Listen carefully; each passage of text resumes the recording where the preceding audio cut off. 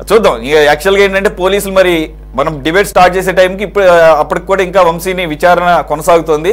ఆ తర్వాత ఆబ్వియస్గా ఎంత లేట్ అయినా కానీ గవర్నమెంట్ హాస్పిటల్కి తీసుకెళ్లాల్సిందే వైద్య పరీక్షల నిమిత్తం. ఆ తర్వాత మేజిస్ట్రేట్ ముందు ప్రొడ్యూస్ చేయాల్సిందే. కాకపోతే జనరల్గా రిమాండ్ ఇస్తారు, లేదంటే గనక బెయిల్ వచ్చే అవకాశం ఎంతవరకు ఉంటుంది అనేది ఇక్కడ మనకు కొంత అర్థం కావాల్సిన అవసరం ఉంది. సార్ వెంకటేశ్వరరావు గారు, మీరేమన్నా దీని మీద ఇటువంటి సిమిలర్ కేసుల్లో ఆయన రిమాండ్కి వెళ్ళటం తప్పదా, లేదంటే కనుక ముందస్తు బెయిల్ ఏమైనా అవకాశం ఉందా? అరెస్ట్ అయిపోయిన తర్వాత ఇంకా ముందస్తు బెయిల్ అనే ప్రశ్న లేదు. అరెస్ట్ అయిన తర్వాత మ్యాజిస్ట్రేట్ గారు ముందు హాజరు పెడతారు. మ్యాజిస్ట్రేట్ గారు పోలీసు వారు ఈ టైంకి సేకరించినటువంటి మెటీరియల్ అంతా కూడా మ్యాజిస్ట్రేట్ గారు ముందు పెడితే మ్యాజిస్ట్రేట్ గారు దాన్ని పరిశీలించి ప్రైమా ఫేసీ కేసు ఉంటే రిమాండ్ ఇస్తారు. అయితే 41 సిఆర్పిసి నోటీసులు వదిలేయచ్చు అనేటువంటి పరిస్థితి ఉంది. కానీ ఈ కేసులో 41 కూడా మ్యాజిస్ట్రేట్ గారు 41 ఎక్సర్సైజ్ చేయటం కూడా చేయకపోవచ్చు. ఎందుచేతనంటే ఒక కేసులో ఆయనకి బెయిల్ ఇస్తే ఆ కేసులో ఉన్నటువంటి సాక్షిని ప్రలోభ పెట్టో బెదిరించో ఏదన్నా కానీ ఇల్లీగల్ అండ్ ఇమ్మోరల్ మెథడ్స్ ద్వారా ఆ సాక్షితో సాక్ష్యం చెప్పించినటువంటి పరిస్థితిలో ఆ సాక్షి రియలైజ్ అయ్యి స్టేట్మెంట్ ఇస్తే, ఆయన కుటుంబ సభ్యులు రిపోర్ట్ ఇచ్చారు, అది ఎఫ్ఐఆర్ గా ఎంతో 85/25 ఎంతో ఎఫ్ఐఆర్ కూడా రిజిస్టర్ అయింది. ఆ బేసిస్ మీద వెళ్ళి హైదరాబాద్ వెళ్ళి అరెస్ట్ చేసుకొచ్చారు. ఇప్పుడు ఆ సత్యవర్ధన్ గారిని కూడా ఇంట్రాగేట్ చేస్తున్నారు. ఎందుకంటే సత్యవర్ధన్ గారు కూడా నిజంగా ప్రలోభ పెట్టారా, ఆయన కావాలనే తీసుకుని మళ్ళా ఇటేమన్నా ప్రలోభ పెడితే వంశీ గారికి ఆపోజిట్ గా ఎవిడెన్స్ ఇవ్వడానికి సిద్ధపడ్డాడు ఇత్యాది విషయాలన్నీ కూడా క్షుణ్ణంగా కూడా పరిశీలించడానికే వాళ్ళు ఎక్కువ పోలీసు వారు టైం తీసుకున్నారు. వాళ్ళు చట్టబద్ధంగానే వెళ్ళేటువంటి ఆలోచనతో ఉన్నారు. కానీ హై హ్యాండెడ్ యాక్షన్ గా అయినట్టయితే ఈ పార్టీ 4 ముక్కలు రిమాండ్ రిపోర్ట్ రాసేవాళ్ళు, కోర్టు ముందు హాజరు పెట్టిస్తూ చేతులు దులుపుకునేవాళ్ళు. అలాంటి పరిస్థితి ఇక్కడ లేదు. ఖచ్చితంగా కూడా ఎవరైతే ఫిర్యాదు చేశారో ఫిర్యాదు ప్రకారం ఎఫ్ఐఆర్ రిజిస్టర్ చేశారో అరెస్ట్ చేసుకొచ్చారు. అరెస్ట్ అయినటువంటి వ్యక్తిని, ఫిర్యాదు చేసినటువంటి వ్యక్తుల్ని, ఎవరైతే అపహరణ గురి కాబడ్డాడని చెప్పబడే వ్యక్తిని కూడా తీసుకొచ్చి, సపోజ్ అపహరణ గురి అయిన వ్యక్తి నన్ను అపహరించలేదు, నేనే ఇండిపెండెంట్ గా నా యొక్క స్వేచ్ఛగా నా ఇష్టానుసారంగా ఇచ్చారు ఇతను, నేను స్టేట్మెంట్ ఇచ్చానంటే కేసే ఉండదు కదా. ఆ ఫెసిలిటీ కూడా అక్కడ జరుగుతుందేమో చూద్దాం. మనం ఇప్పుడేం మాట్లాడినా ప్రిమేచరే. బట్ ఏదైనా సత్యవర్ధన్ గారి యొక్క స్టేట్మెంట్ పైన ఆధారపడే ఈ కేసు ఉంటుంది. ఆ కేసులో సత్యవర్ధన్ గారు నిలబడి నన్ను అక్రమాలకి ప్రలోభాలకి లొంగ తీసుకుని ఈ విధంగా చేయించారనేటువంటి ఎవిడెన్స్ కనుక ఇస్తే ఖచ్చితంగా ఆయన బెయిల్ కూడా రాను. ఎందుకంటే ఒకసారి బెయిల్ ఇస్తే మిస్యూజ్ చేశారు కాబట్టి, it is most important. Bail misuse అయింది కాబట్టి కోర్టు యొక్క ఉత్తర్వులను ధిక్కరించినట్టు కాబట్టి మళ్ళా అదే ప్రక్రియ కొనసాగిస్తారు. కాబట్టి అసలు బెయిల్ ఇవ్వవసరం లేదని మెయిన్ గ్రౌండ్ ఏంటంటే, బెయిల్ ఇస్తే ప్రతి వ్యక్తి కూడా bail is rule, jail is exception.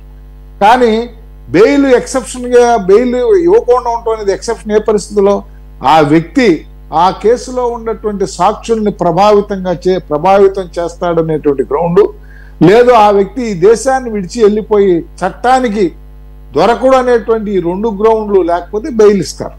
కానీ ఇక్కడ ఏదైతే ఆయన కేసులో ఉన్నటువంటి సాక్షుల్ని ప్రలోభ పెట్టి తనకు అనుకూలంగా మార్చుకునే ప్రయత్నం చేశాడని కనుక పోలీసు వారు ఎస్టాబ్లిష్ చేయగలిగితే ఆయనకి బెయిల్ కూడా దొరకటం అనేది కష్టం అవుతుంది. ఎట్టి పరిస్థితుల్లో కూడా ఆయన జైలే కంటిన్యూ అవుతుంది. తర్వాత ఇంకోటి, ఇప్పుడు మీరు ఇచ్చినటువంటి సమాచారంలోనే మన స్క్రోలింగ్ లోనే వెంకట్రావు గారి మీద హత్యాయత్నం, వెంకట్రావు గారిని చంపబోయారని కేసు, హనుమాన్ జంక్షన్ లో నకిలీ ఫోర్జరీ పట్టాల కేసు, తర్వాత పోలవరం రైట్ బ్యాంక్ లో మట్టి అమ్ముకున్నటువంటి కేసు ఇత్యాది కేసులన్నీ కూడా ఎక్కడికక్కడ ఏ పోలీసు వారు ఆ పోలీసు వారు ఆయన రిమాండ్ పెట్టగానే ఆ ఎఫ్ఐఆర్ ఆ కేసులో మళ్ళీ ఈయన అరెస్ట్ కోసం, ఈయన ప్రొడక్షన్ కోసం పీటీ వారెంట్కి అప్లై చేయటం ఇదంతా కూడా జరిగితే కొంచెం ఆయన కూడా డిఫికల్ట్ పరిస్థితిలోనే మనం చూడాల్సిన పరిస్థితి ఉంటుంది.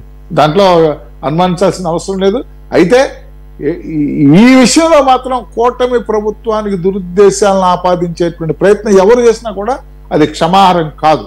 ఎందుకంటే కూటమి ప్రభుత్వం ఈ రాష్ట్రంలో సంక్షేమాన్ని అభివృద్ధిని రెండు కళ్ళతో చూస్తూ రాష్ట్రం యొక్క పరువు మర్యాదలకి డ్యామేజ్ లేకుండా ఉంటేనే ఇవాళ ఉన్నటువంటి రాష్ట్రంలో ఉన్నటువంటి ఆర్థిక పరిస్థితులు కానీ గాడి తప్పినటువంటి వ్యవస్థలన్నింటినీ కూడా మరల గాడిలో పెట్టడానికి కానీ, అటు పోలవరం కాలువ, పోలవరం ప్రాజెక్టు, ఇటు అమరావతి రాజధాని, these are the 2 lifelines of the Andhra Pradesh.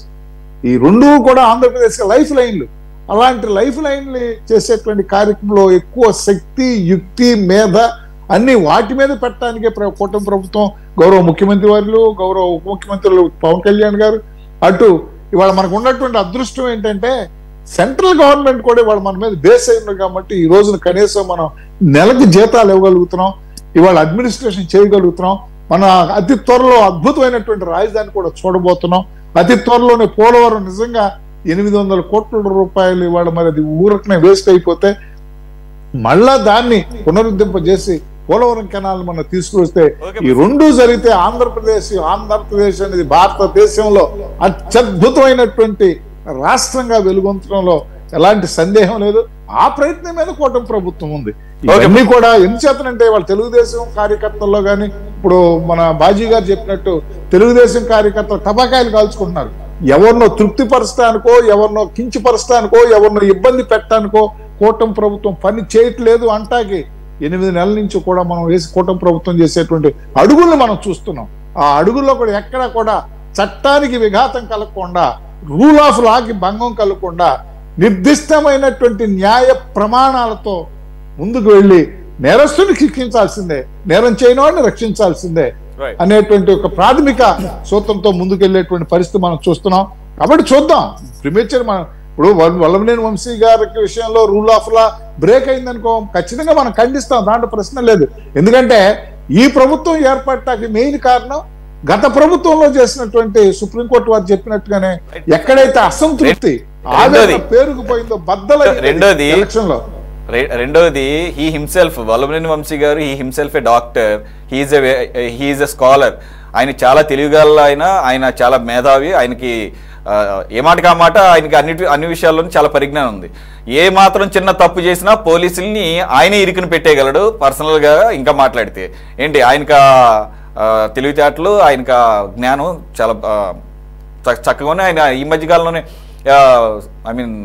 Hyderabad central university ఏదో ఒక యూనివర్సిటీ, ప్రతిష్టాత్మక యూనివర్సిటీలో ఒక డిగ్రీ కూడా తీసుకున్నారు.